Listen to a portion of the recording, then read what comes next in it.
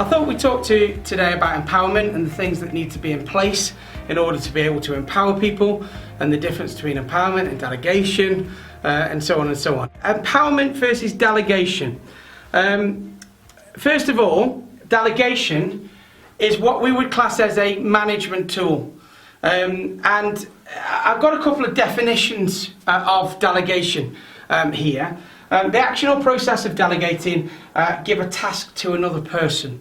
Delegation is quite task orientated actually, and what I found in business, delegation is, can you go and do this job? Do it the way that I need it done, and then I'm going to check you've done it. Okay? So when we delegate a job, it's normally a job, and don't get me wrong, there's a time for delegation, absolutely, you know, and we'll go through that because there's a time to empower and there's a time not to empower with people as well. But delegation is normally task orientated rather than empowerment being trust orientated. So go and do this thing, do the way I need you to do it, and then I'm going to check you've done it properly. That's generally, in my opinion, what delegation is. Delegating a task or thing, something to be completed. Whereas we've got empowerment, which I consider to be more of a leadership tool. And the reason it's more of a leadership tool is because true empowerment means individuals have to take personal responsibility. And we're going to come on to that because sometimes people don't understand what taking personal responsibility means as well. And empowerment, we've got here, authority or power given to somebody to take action. Okay, so you could argue delegation and empowerment, the descriptions are similar. I could give you that. But this is about giving somebody your trust, okay? You're trusting in their ability, and ultimately, let's say that you're a leader and you empower one of your team to do a job that you need back to report into your boss.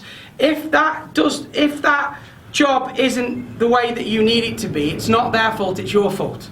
And that's what empowerment is, okay? So when you empower somebody to do a job, you move the responsibility, yes, to them, but ultimately the one that's empowering is still culpable for it, if that makes sense. Which is why a lot of people delegate instead of empower. So if, let's say that my job is to bring in, let's say to bring in £100,000, and I have 5 people in my sales team, and I delegate, I split that up into 5, and I give it to my team. If I get to the end of the year and go, oh no, well, we didn't do it, because they didn't do what they should. That doesn't wash, does it?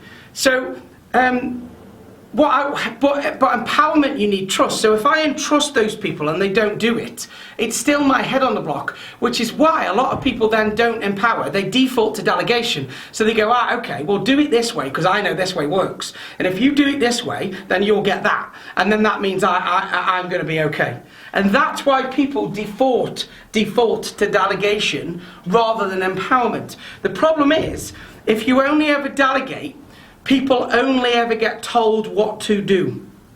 Whereas empowerment, people have to think for themselves. In true empowerment, they will also manage their expectation, manage the person's expectation, and you will make sure you get what you get. This will all make more sense as we go through it. But there's a big difference between delegation and empowerment when it comes to it. So, last week I put this up. I was particularly talking about this when we did customer service excellence and what level of relationship you build with your customer. Now I'm specifically using it to think about you, the people around you, maybe the people in your team. Okay? If we use the example as a leader, you've got these 6 levels of relationship here. The first level is acknowledge. Well, that's kind of like meeting each other. Acknowledging each other exist. Most of that should be done unless you've got a brand new starter, they will be acknowledged. Then you move to understand. This is where you start to understand each other's ability, motivation, belief, all of these things in order to get to a point of acceptance. That point of acceptance is the minimum point that you need with somebody you're working with.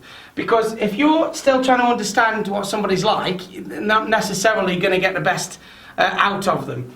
If you get to the point of acceptance, they accept you for who you are and what you do and your motivations and their motivations, and you accept them for who they are and what they do and what their beliefs are, and so on and so on. Now, once you get to the point of accept, you can delegate.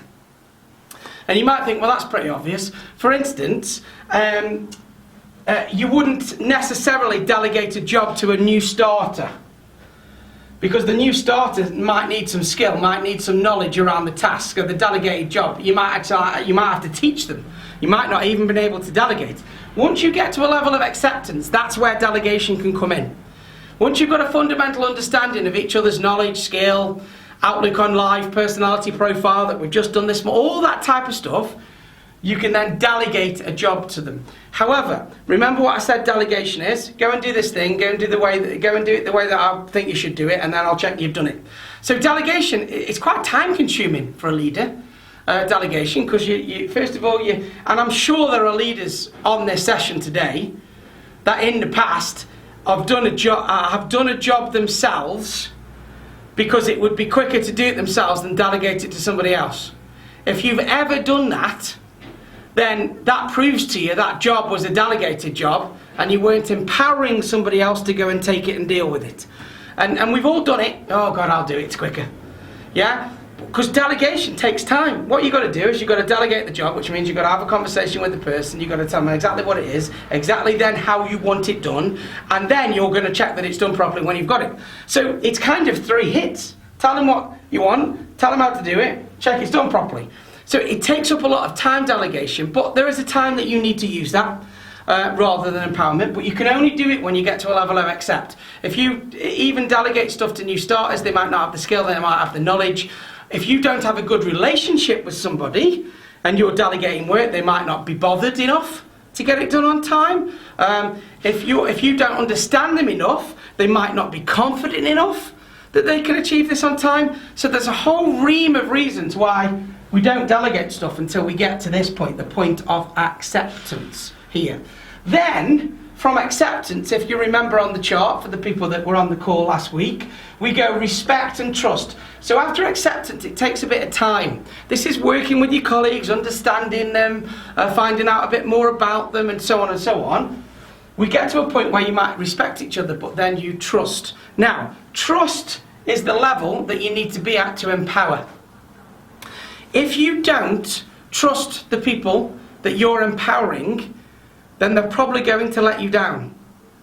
So that trust is really important. You have to trust that they are going to take personal responsibility for what you're asking them to do and deliver it on time, or manage your expectation prior so you can help them if the deadline's not going to be hit. Now, taking responsibility, people aren't quite sure what that means sometimes, and I've got that later on in the presentation for you, so you can really help people understand what it means to take responsibility for something. You know, I always remember, you know, my daughter. Regarding responsibility, you know, and we were due to watch a movie one night after school. We're going to watch a movie, and just before we started to watch a movie, a friend came round and knocked on the door, and she said, "Oh, Dad, can I go out rather than watch the movie?" I said, "Yeah, no problem." And then she came back in just before bedtime, and she said, "Right, I'm ready to watch the movie now, Dad." And I said, No, you can't watch the movie now. You've got school tomorrow. You chose to go out with your friend." And she went, "Well, it's not my fault that I got called for. It wasn't my fault that I had to go out." And I know it's a silly little example, but that's a great example of not taking personal responsibility. You can tell I'm a great parent. You can tell she loved being with me, couldn't you? That's not taking responsibility. So kids do this all the time. They shirk responsibility, but then as we go into adults, sometimes we find ourselves doing this a little bit. Well, it wasn't my fault because I run out of time. How many times have you had that excuse in your life? I haven't had time. Not having time is not an empowering way of doing things. It's an excuse, not having time. Very, very simply, whatever you do today, whatever you get done today, are the jobs that most mattered to you. Otherwise, you wouldn't have done them. You would have done something else.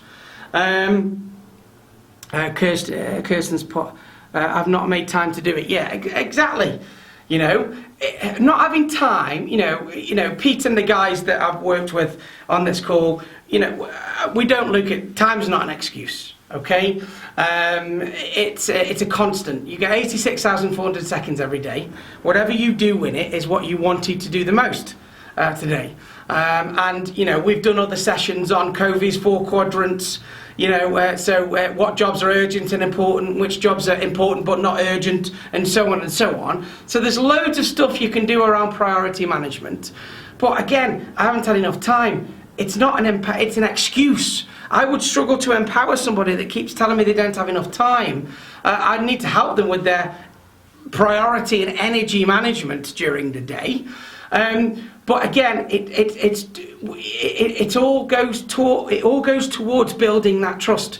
If you've got a job that needs doing by that point and you've empowered somebody to do it, then you need to know that they're going to take responsibility and they're going to find the time, make the time, you know, move other stuff, whatever, in order to deliver that, unless they're managing your expectation up front and they're coming to you going, right, you've asked me to do this by Friday, it's now Wednesday, this and this and this has come up, okay, I'm struggling with my priorities. That's a conversation you can have, but turning up late to the party going, oh, I just haven't had time to do it, when you need it that day, again, can you trust them in that regard? Can you trust that that's going to be done? And that's why working up this relationship scale is really so important, because it's not just trusting their ability, it's trusting the type of person they are. It's trusting their motivation, it's trusting their confidence, and so on and so on and so on. So, delegate, anybody can do that. You can learn that quickly, it doesn't take long, but it's time consuming. Empowerment, we've got to get to that level of trust. And, you know, look, this session isn't a relationship skills session, but if you need a better working relationship with somebody, there's reams of things that you can do in order to get a better working relationship with somebody. The pinnacle of this relationship is what we call a bond level relationship. That's maybe somebody that you'll work with in 20 years' time still, for argument's sake, when you get to that pinnacle. You might not get to that pinnacle. However, if you want an empowered team, then you have to have trust across it. You have to trust, and this is a rhetorical question, but think about you, think about the people in your team. Do you trust them all implicitly? If you gave them all a task, could they give it, would they come back to you? Would it be delivered, hell or high water? Would they manage your expectation? Or would they give you, I've run out of time, I haven't had time, I didn't think it was important enough, or I couldn't do it because, on all these other kind of things. And I promise, before we finish the session, we will just look at personal responsibility, because I think as a leader, we want to get this message across to people. Some people say, I'll go, have you taken responsibility for that? Yeah, I've got that. But they don't quite understand what that means, taking personal responsibility. Because there's quite a lot to it. It's quite a big task when you take responsibility for something. We've got to make sure what that means. So, we're aiming for trust if we want to empower. Okay. You probably won't be able to see all of that data. You can probably see some lines coming up here. So there's a chart, there's a little line here, big line here. I want to give you a study that was done. It was done many years ago, because this links directly into empowerment. Okay? And it comes back to that cop and ace culture that we mentioned last time. I'll bring it back up for you on the next slide when we talked about this. What you've got here, this research is out of a book called Built to Last by a guy called Jim Collins. Okay? It's a famous book. He did Built to Last, Good to Great. He released another one a few years ago as well. All bestsellers. And this research was in it. Now, it was American research, bear with me here, okay. But basically what they did is they looked at different types of companies over a period of time, successful ones and ones that were average, and then tried to determine what the difference was between these companies. So on this chart here, you've got the share price that goes up this section here. You've then got the years, 1926 to 1990 was the research that was done in the book. Okay, what you've got here, first of all, is if you put $1, again, American, yeah? If you put $1 in what they called the general market, which is this bottom baseline here, if you invested $1 in the general market companies, the companies that did the same as, you know, what the general market was doing, your return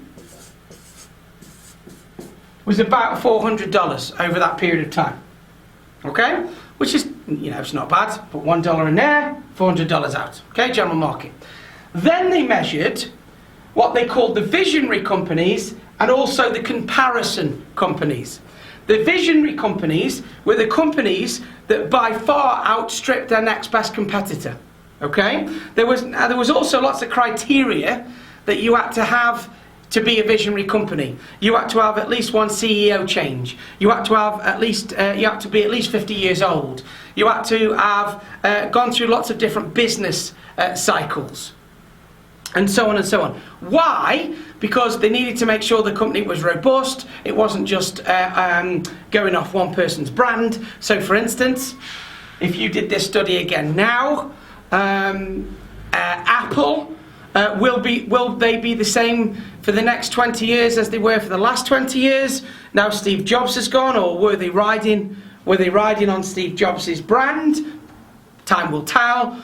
Virgin, for instance, couldn't be in this study because of obviously Branson. Will Virgin be what Virgin is after Branson's gone, and so on and so on and so on. So there was lots of criteria of what these visionary companies, but then they also measured what they called the comparison companies. And the comparison companies were the next best competitors to these companies. Okay? The next best competitors. So you had the visionary companies and the comparison companies. So they weren't looking at the best versus the worst. They were looking at the best versus the second best versus the general market. Okay?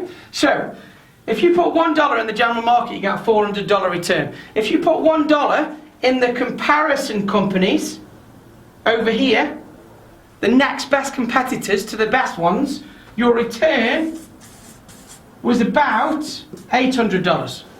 So double in the general market, which is not bad.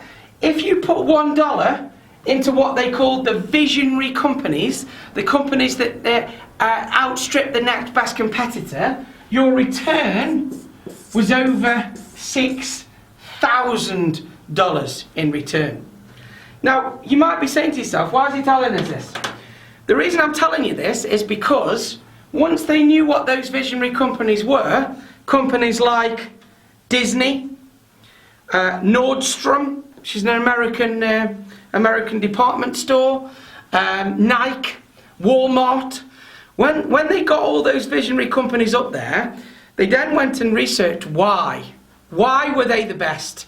They knew they had gone through through several business cycles. They had a CEO change. They'd done all the other stuff that all the other companies had. And what it came down to, ultimately, was these two things. COP and ACE. And the visionary companies were led in an ACE way rather than a COP way. So, COP, control, order, predict. Okay? Align, create, and enable for ACE. If you work in a COP culture, you're told what to do, you're ordered about, you do it the same way as everybody else does it, and you can predict the outcome. Okay? Now that works. It does work.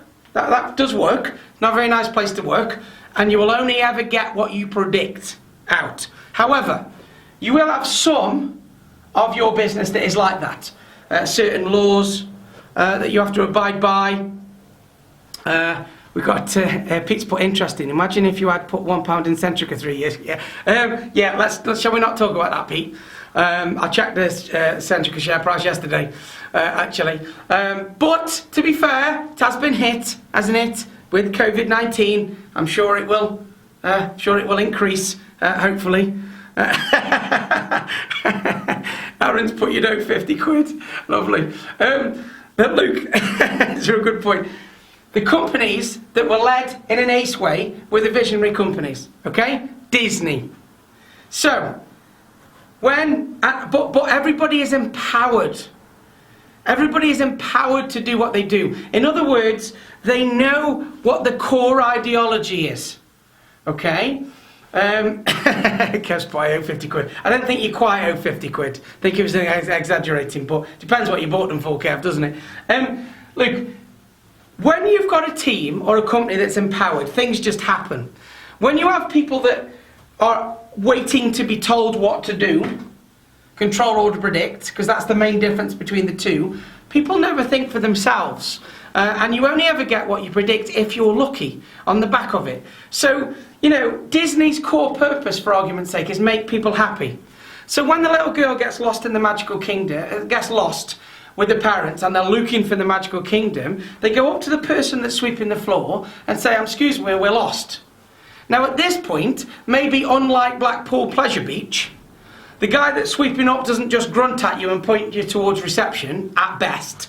What happens is the guy that's sweeping up puts his brush down, gets down on one knee, magically appears a map from behind the little girl's ear and shows her where the magical kingdom is and says, I'm going to take you over there right now and I'm going to get you a drink on the way. Now, why would he do that? Because his core purpose is to make people happy. His strategy for the day was sweeping the floor.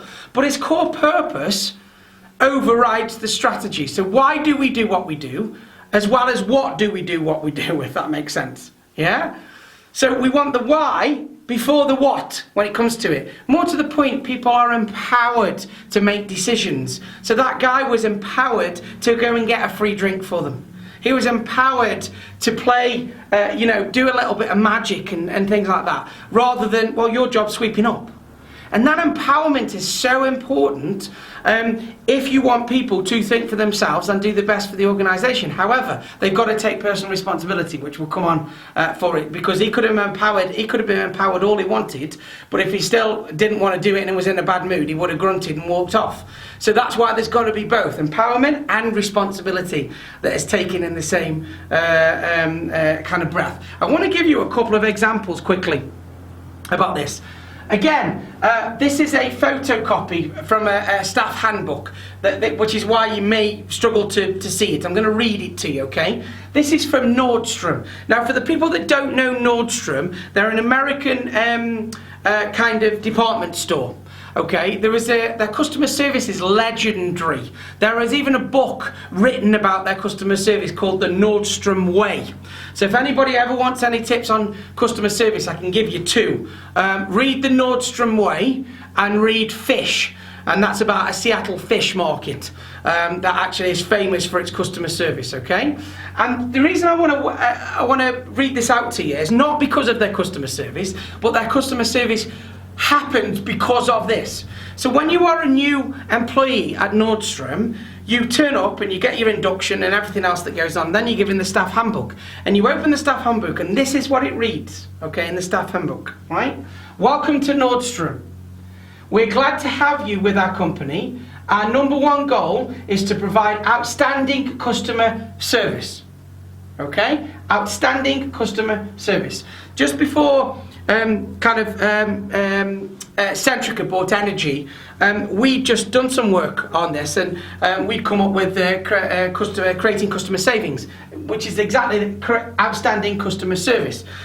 So it's that core ideology, whereas Centrica is obviously new energy and all this type of stuff, which is fantastic. It's just understanding what that core is and what you're trying to deliver. I know what your values are, for argument's sake: delivery, care, and agility, things like this. The reason companies have values is to try and help people behave in the right way. And if you can empower people to behave and follow those values and that core ideology, then the company is successful on the back of it. Yes, there needs to be processes and things in place. I get all of that. But if you've got the people behaving in the right way, then your processes get done properly in the right time, and everything, your money starts to roll in, as it were. This is what the research was telling us from Built to Last, okay? We're glad to have you with our company. Our number one goal is outstanding customer service. Set both your personal and professional goals high. Notice they're talking about your personal goals first. High. We have great confidence in your ability to achieve them. Nordstrom rules. Rule number 1. Use your good judgment in all situations. There will be no additional rules. Please feel free to ask your department manager or store manager, divisional general manager, any question at any time. No more handbook. That's it. That's the only thing they've got in it, in a handbook. And you might be going, oh my God, people I'd have a right with that. Well, Nordstrom are famous for their customer service, and they didn't get famous because people were messing about. In fact, there's a great example of a guy that bought some tyre chains. His wife bought some tyre chains. I know this is a true story because it was a friend of mine living in America who told me this. His wife bought some tyre chains and they didn't fit the car properly when they got them home. You know, tyre chains for in the snow, we don't really use them over here, but they did over there. And so the husband, she told her husband this, so her husband took them back to Nordstrom, went in and said, look, my wife bought these tyre chains and they don't fit properly. And the customer service assistant in Nordstrom went, oh, I'm ever so sorry to hear that, sir. Can you, is your car in the parking lot today? Can we go and see if we can get them fitted properly? If you're unaware, in America, in the department stores, they've got garages and all this type of stuff in there, like mechanics and that as well, okay? So the Nordstrom guy went down to one of the mechanics and said, can you just go see if you can fit these tyre chains? Tyre chains, it went to the look, they wouldn't fit because the wheels were out of alignment, that's why they wouldn't fit. So later on the guy came back and the guy said, right, he said, your tyre chains won't fit because your wheels are out of alignment. So what we've done is we've aligned the wheels for you. We hope you don't mind, but we've aligned the wheels and we fit the tyre chains for you. And how much did you pay for them? And he said something like $20. And he said, well, we'll refund that for you, sir. It's all set up. It's ready to go. Off you go. Now, you might be thinking to yourself, that is fantastic customer service. And on itself, you're absolutely right. It is fantastic customer service. I'm not sure that had happened too much in this country, but customer service, when done properly in the States, actually is Disney. So, you know, that kind of, you know, Nike, you know, that kind of gives you those companies, doesn't it? That's not the end of the story. The husband went home that night and over dinner said to his wife, I've sorted those tyre chains, by the way. And his wife said, what do you mean you sorted them? She said, well, I took them back to Nordstrom and the wheels were out of line. They couldn't fit them because the wheels were out of line, but they fitted it and they gave us a refund as well. They're very, very good. And his wife went really embarrassed. And he said, what are you getting embarrassed for? He said, if something's not right, you've got to go and ask. You've got to go and ask for it, haven't you? And she said, no, I'm not embarrassed because you asked for it to be fixed. I'm embarrassed because I didn't buy the tyre change at Nordstrom. Don't just expect people to take responsibility. You need to educate them in what that is. You know, RBS, 50% better customer service and spent less money on reimbursing people. Why? Because things were getting dealt with quicker. People are happier because things were being dealt with. What's it like when you try and phone up somewhere to make a complaint and you're passed from here to there to here to there? You actually just get more and more and more annoyed, whereas if one person was empowered to go, don't worry, sir, I am your contact manager, you will only be speaking with me, I will contact the other departments to get you the information you need, and we'll get this sorted by the end of the call. How amazing would that be? And that's because that person would be empowered. There's not many companies that do that, but the companies that do will have the best customer service. They will also be the most efficient, and they'll probably also make the most money on the back of it as well. Okay, so empowerment must-haves. What must we have to be able to empower somebody in the business, in your team, for argument's sake? Number 1, skill. Okay? They've got to have the skill to do the job that you need them to do. If you try and empower somebody to do a job and they're not skilled to do that job, then you can't blame them. Okay? So they've got to have the appropriate amount of skill. To be honest, this is probably one companies do most of actually. So you might have a training plan. I certainly know that, if you're a CHP engineer, you come in, you've got TP1, TP2, TP3, and so on and so on. You start working through them from a skill point of view, okay? So, I know it's a no-brainer, but don't always assume people have the right level of skill to do what you need them to do. Make sure they've got the right level of skill. That's number one. Number two, knowledge. Now, skill and knowledge normally come in hand. They are slightly different. Having the knowledge to do something doesn't necessarily mean you've got the skill. But nevertheless, people still need the knowledge. That's why earlier on I said it would be quite harsh to empower a new starter. They may not have the knowledge to do what you need them to do. Make sure that they've got the knowledge. That's the next one. Motivation. Okay. In other words, in the nicest possible way, you need to make sure they're bothered enough. And what I mean by that is they have enough motivation. If you remember, for the guys that did SMART goals, the R in SMART stands for relevance. So whatever you're empowering them to do, they have enough relevance. It's relevant enough to them to actually go and do it and bring it back on time. So motivation has to be in there. If people aren't bothered or have got more important things to do, all of a sudden you'll see those excuses start coming in. Okay? So I didn't have time normally means I wasn't bothered enough. I know that sounds a bit harsh, but that's what it excuse me. That's what it normally means. And the back of it, yeah, I've still got everybody, great. So I just thought somebody dropped out then. I did this. My team put me on this the other day. One of my guys phoned me up and said, "Have you looked at that tender document yet?" And I said, Nick, I haven't had time, mate, this week. And he went, oh, John, you haven't had time, right? Okay. And automatically, he was questioning my time, and he was right. So I actually turned around and said, actually, Nick, do you know what? Yeah, all right, I have had time, but I've chosen not to do it. I've done something else. And he's gone, well, that's a more honest conversation, John. When will you have time, and when will you take responsibility for it? And I said, well, Thursday night. I'll do it Thursday night. Okay, fine. As long as I've got it Friday morning, we're good. So, if you have somebody that's empowered, they come up with reasons, not excuses. Okay, now I don't mind an odd reason for things not being able to do. There's a load of things I wanted to do 2 months ago that I haven't been able to do because of COVID-19, but it's a genuine reason. And there's some things that I didn't think I could do that I've still done anyway, to be fair. And I had to get out of this, we can't because. So people that take empowerment and responsibility find a way. People that don't find an excuse. That's the difference between this. Okay? So when you're truly empowered and they've taken responsibility, they'll find a way. They'll find a way no matter what. And there's a set of choices that they can go through, which I'll finish off with you in a minute before we finish off today. Okay? The next one is belief. Does the person you're empowering have enough confidence to deliver? So we've got skill, we've got knowledge, all can be taught. We've got motivation, that's internal botheredness. And then we've got confidence. Is this person confident enough? Do they believe in themselves enough that they can get this done in the time frame that you've asked them to get it in? Okay? Now, skill and knowledge you can teach. Motivation and belief are an internal measure. But you can help and support people with this. Yeah?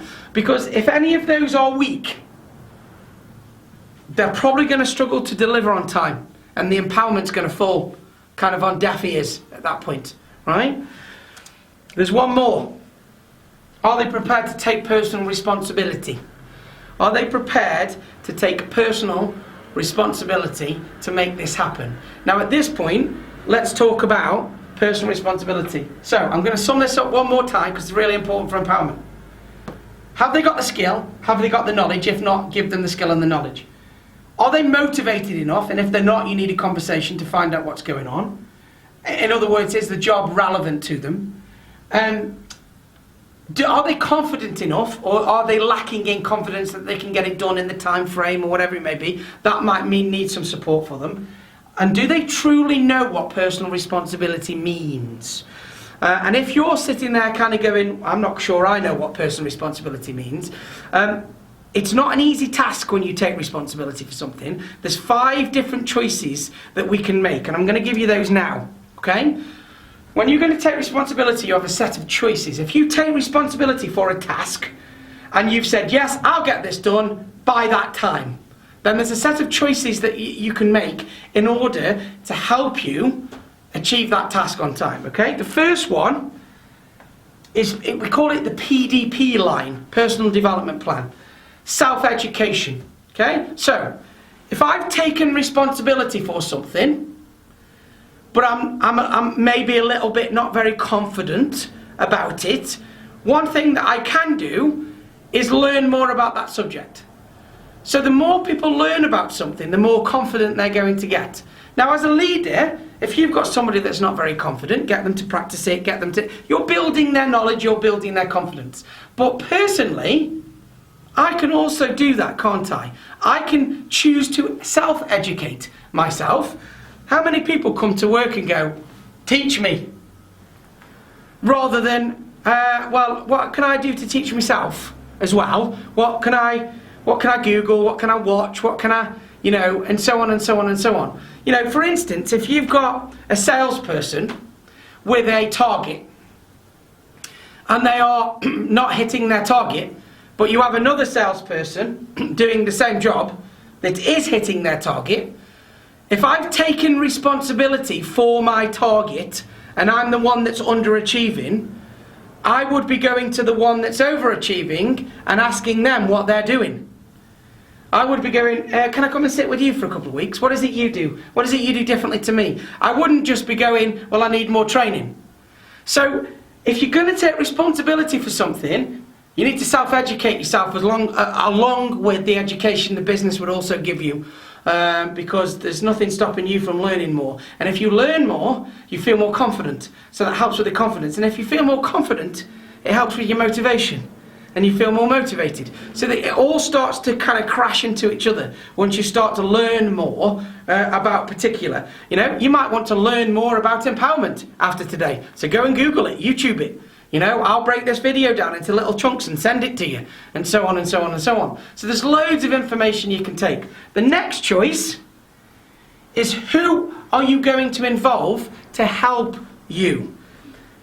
Very few people are successful on their own, which basically means you need other people to help you. So if you've taken responsibility for a task, who's going to help you do it? And when I say who, I mean that really, really in a broad fashion. I don't just mean other people in your organisation. I mean, if you've been asked to hit a sales number, well, what are your competitors doing? What do other businesses do? There are 1 billion people on Facebook and 800 million on LinkedIn. At a touch of a button, we can ask some questions and get some answers. 7 billion people on the planet, we can get to a lot of them. So this is about widening and going, if I'm stuck, rather than boss, you asked me to do this, but I'm stuck. That's not taking responsibility. You might go, okay, I'm stuck. Who's going to help me? Where can I find the knowledge? And you'd put in a little bit of extra effort into doing it. So, choice number 1, self-education. Choice number 2, who are you going to involve to help you? And by the way, I normally find 9 times out of 10, if you ask for help, you normally get it. Okay? If you ask, 'cause when you give somebody your help, it makes you feel good, builds your self-esteem. So generally, most people like helping. So if you ask some questions, you're probably going to get some help on the back of it. Choice number 3, what? And you might be thinking, what's he talking about? You choose what responsibilities you take every day. And you might be sitting here going, yeah, well, no, I don't, because my boss tells me what to do when I go to work. Yes, but you choose to do the job, so by proxy, you're taking responsibility for it. This is where I have a little bit of a bugbear when I see people in businesses using excuses.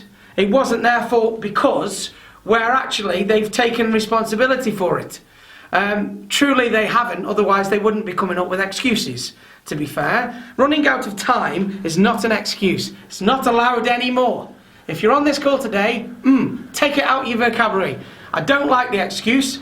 If you want to say, I have bigger priorities, then that's an honest answer, isn't it? Or I spent more time on this than I thought I was going to. which left me less time, that still tells me that the first thing you did was a higher priority. Okay, so it's all about, let's just take it out of the equation. Choose what you're going to take responsibility for, educate yourself around it if you need to, and involve other people to help you get there. Number 4, time. I've said it all, I don't need to say any more. We don't run out of time. So choose where you're going to spend your time. If you read anything about successful entrepreneurs, for argument's sake in business, if you read anything about them, they do something called double prioritizing. So they get in the morning and they prioritize their workload. Once they've prioritized it, they double prioritize it. Now this is a method that I use sometimes when I'm teaching prioritization skills. And again, it could be one of the sessions that we do going forward. But I use a Franklin Covey system, it's called. I use an ABC and a 1, 2, 3 system. I get in the morning and I look at my jobs and I go, right, ABC. A jobs are must-haves, they've got to be done today. Any job that is a B is okay, it's important, but it's not as urgent as an A. And any C jobs, well, they're nice to have, so if the other ones go quicker than I think they're going to, okay? Once I've done my A, Bs and Cs, I then double prioritise. And I go, right, A1, A2, A3, A4, B1, B3, B2, C1, C2, and I double prioritise my jobs. What that allows me to do is focus on the right thing at that time. And sometimes I get to lunchtime, and I have to triple prioritise the job or double prioritise the job. The point I'm making is we don't run out of time. We have 86,000 seconds every day. The only thing that you can do to get more work time is sleep less. But if you sleep less regularly, you won't be productive because your motivation will fall because of the tiredness. Okay? So, let's not use time as an excuse. Use your priorities, which I think is all in there. The final one is effort. Okay? The final one is effort and personal motivation. Your motivation level is up to you. You have a scale of 1 to 10, how motivated you are. If you're below 5 on a scale, you are less motivated than motivated. And if you are above a 5, you are more motivated than less motivated. Remember, there are 2 types of motivation. Again, I'm not going to go into this in detail today because we've done it on other sessions. You have towards motivation and away from motivation. Towards motivation, I am doing this thing because there is a benefit. And away from motivation, I am doing this thing to move away from pain. Okay? Either one is a motivation. Okay? If you've got a job on your list that's been there for weeks and all of a sudden the deadline's tomorrow, your pain will increase, which will get you moving to do the job. When you're empowering somebody, you're generally using towards motivation. You're not creating pain for them. You're wanting them to be motivated about the task because there's a benefit to themselves, the business, the company, whatever it may be. So, taking responsibility, there's a little bit more to it than, yes, I'll do that. What it really is you choose what you want, you educate yourself around it, you involve other people to help you, you don't use excuses like time, and you make sure you're motivated enough to be able to get that task done on time, in the place when you agreed to whatever it was you were going to agree to. Okay? So, to finish off, 3 top tips. I've got the wrong title on there. I do apologise. I haven't changed the title. Did terrible. 3 top tips when it comes to empowerment. The first one, continually build relationships with your people. If you get to a level of accept, it isn't spelt right, or it's all getting pear-shaped today, I do apologise. If you get to the level of accept, you can delegate. If you get to the level of trust, you can then empower on the back of that. That's top tip number 1. Top tip number 2, okay? Generate what is needed for empowerment. Remember, skill, knowledge, motivation, belief, and personal responsibility. You need those 5 things in place before you can even think about empowering somebody. So think about your team. Are they all skilled enough? Do they all have the right knowledge? Are they all motivated enough? Do they all believe, and are they all confident enough they can do it? And are they all going to take responsibility, which you know now all about responsibility when it comes to it? And finally, choose the right tool. You can empower somebody when the time is right and all those things are in place. You can delegate. There are times in life, in work, you need to delegate rather than empower. No, I don't want to empower you. I want you to go, do it this way, do it like this. I'm going to check you've done it properly. Okay, so there's times for that. There's also times where you're going to give an instruction. You're just going to tell somebody what to do. Yeah, because you've got lots of hats as leaders in the organisation. You might empower, you might delegate, you might give an instruction, and you also might be a teacher as well. So choose the right tool at the right time. Empowerment takes a bit of time, takes a bit of trust, it takes a bit of education, and so on and so on and so on. So just think, next time that you're giving a job away, do you want to delegate it? Do you need to tell somebody what to do? Do you need to empower them? Do you need to teach them first and give them knowledge, and so on and so on and so on? Normal time next week. All the invites have been sent out. So have a good week. I'll see you very, very soon. Bye for now.